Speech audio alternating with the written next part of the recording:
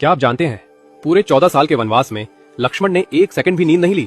और इससे भी बड़ी बात, उनकी नींद को पूरा करने के लिए कोई और 14 साल तक लगातार सोता रहा। कौन था वो? आप हैरान रह जाएंगे। वनवास की पहली रात थी। भगवान राम और सीता गहरी नींद में थे, लेकिन लक्ष्मण की आंखें जाग रही थी। उन्हें लगा, यदि मैं सो जाऊं तो जंगल के खतरे मेरे भैया और भाभी को नुकसान पहुंचा सकते हैं। इसी समय निशाचर देवी निद्रा अवतरित हुई।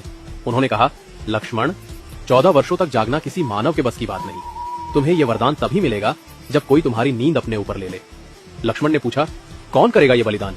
निद्रा मुस्कुराई, तुम शेषनाग के अवतार हो और तुम्हारी पत्नी उर्मिला लक्ष्मी का स्वरूप, वो ही तुम्हारे हिस्से की नींद सो सकती है। उसी रात उर्मिला सो गई, लेकिन ये नींद सामान्य नहीं थी। ये लक्ष्मण की 14 साल की नींद थी। वे सोती रही और लक्ष्मण रात दर रात राम और सीता की रक्षा करते रहे। वनवास खत्म होने के बाद जब लक्ष्मण अयोध्या लौटे और उर्मिला को देखा, उनकी आंखें भर आई। उर्मिला ने आंखें खोली और 14 साल बाद पहली बार मुस्कुराई। लक्ष्मण ने कहा, तुम्हारे इस त्याग के बिना मैं इस धर्म को निभा ही नहीं पाता।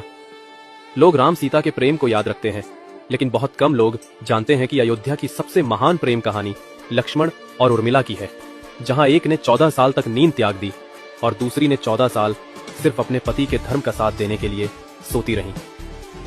ये कहानी हमें सिखाती है, सच्चा त्याग बिना शोर के किया जाता है। जय श्री राम।